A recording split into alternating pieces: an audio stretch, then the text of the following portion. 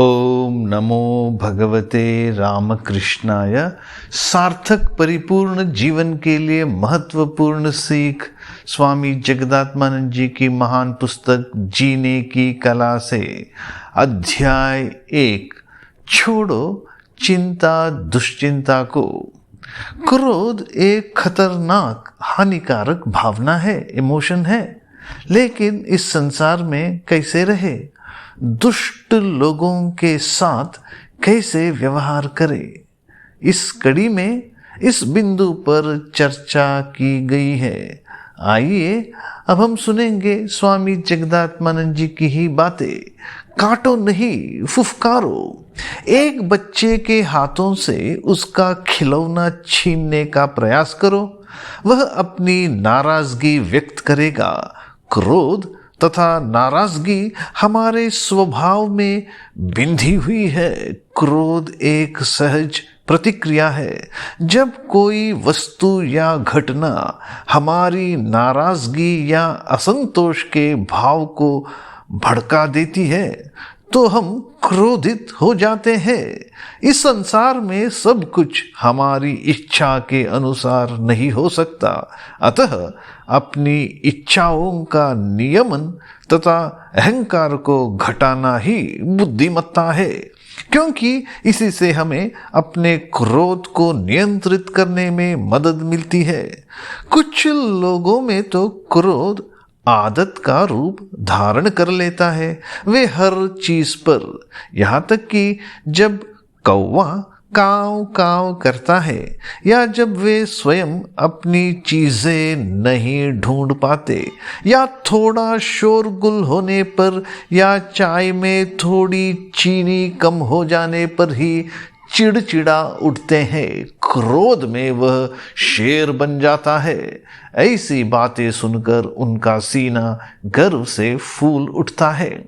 क्रोध तुम्हारे शारीरिक तथा मानसिक संतुलन को बिगाड़ देता है। क्रोध तुम्हें अपने आसपास के लोगों के साथ शत्रुता का मार्ग दिखाता है।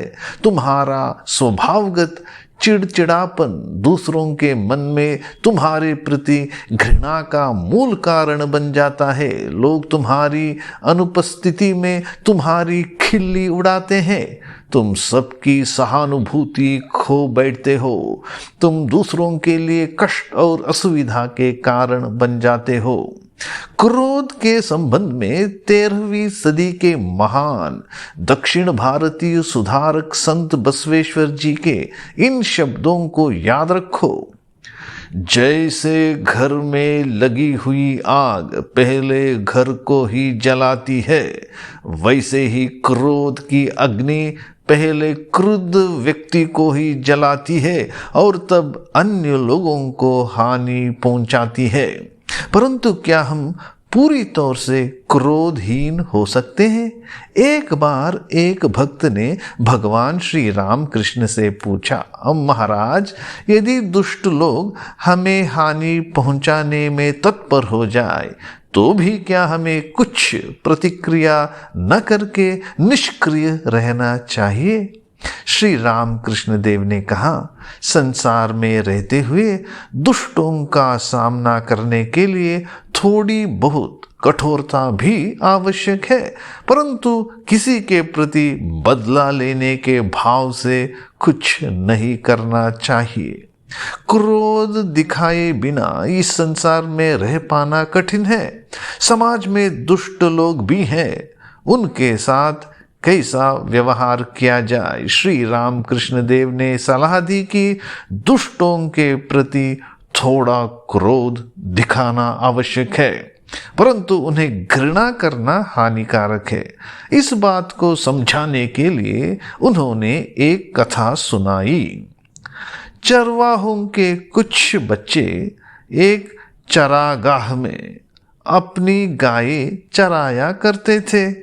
वही एक विषधर सर्प भी रहता था।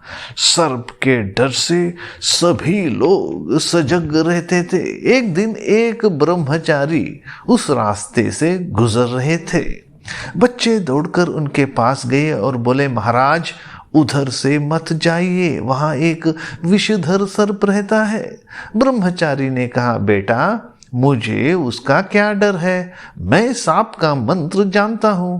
ऐसा कहते हुए वे चरागाह में उसी ओर आगे बढ़ते गए। ब्रह्मचारी को देखकर वह सांप फन फैलाकर तेजी से उनकी ओर आने लगा। सांप जब पास आ गया तो उन्होंने मंत्रोच्चारण किया और सांप केंचुए के समान उनके चरणों में लौटने लगा। ब्रह्मचारी बोले, सुन, लोगों को काटकर तू उन्हें इतना कष्ट क्यों देता है?